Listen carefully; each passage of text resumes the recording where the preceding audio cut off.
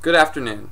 My name is Chris James, and before we begin today, I would like to tell you a few things about myself. I am a veteran of the United States Navy, where I served for 5 years. I was stationed in Catania, Sicily, and Virginia Beach, Virginia, where I worked as an air traffic controller. Today, I will talk about the differences in communication between staff and children for education. After listening to my speech, my audience will understand that there is a fine line between communicating with the child versus speaking with staff, and that it should be done correctly. Also, I will talk about some concepts that make communicating with children not only easier, but more effective.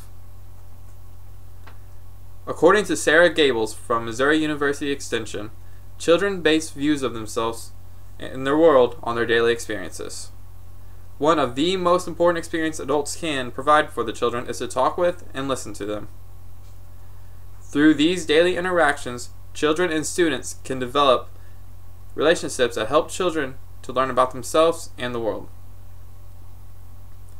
This is especially important because developing a solid relationship with a child can lead to more effective learning and a willingness to ask questions to broaden the horizon. Some concepts that make it easier to communicate with children is simply just stopping and talking to them and listening to what they have to say. This will gain the child's trust, leading for them to be braver when it comes to, say, give a presentation in front of the class or read a book report, something of that matter.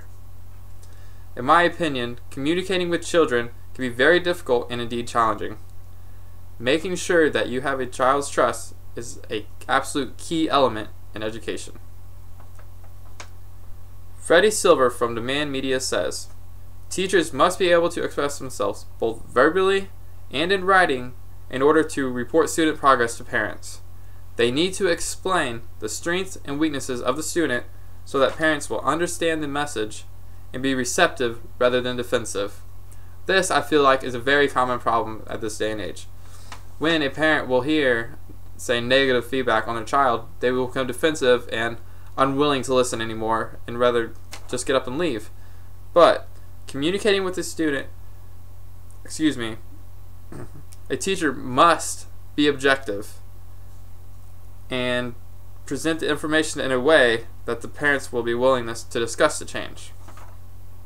That could be as simple as presenting the information in a negative yet positive way. What I mean by this is, say they're doing poor in math, but they reinforce that by saying they are doing great in everything else. Is there a way that we can make this grade better like he does in all the other classes?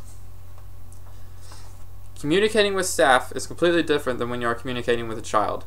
Communicating with a staff member, you can be relaxed, outgoing, carefree, yet you must maintain that professional relationship while at the workplace or school. Communicating with a child, however, is completely different. You should be professional and leave opportunities for the child to ask questions and to figure out certain things on their own. In conclusion, students need to be spoken to and in return listened to, which leads to trust and a willingness to explore questions, and in return, speaking to staff should be nothing less than professional. I hope you have enjoyed my topic and have a great day.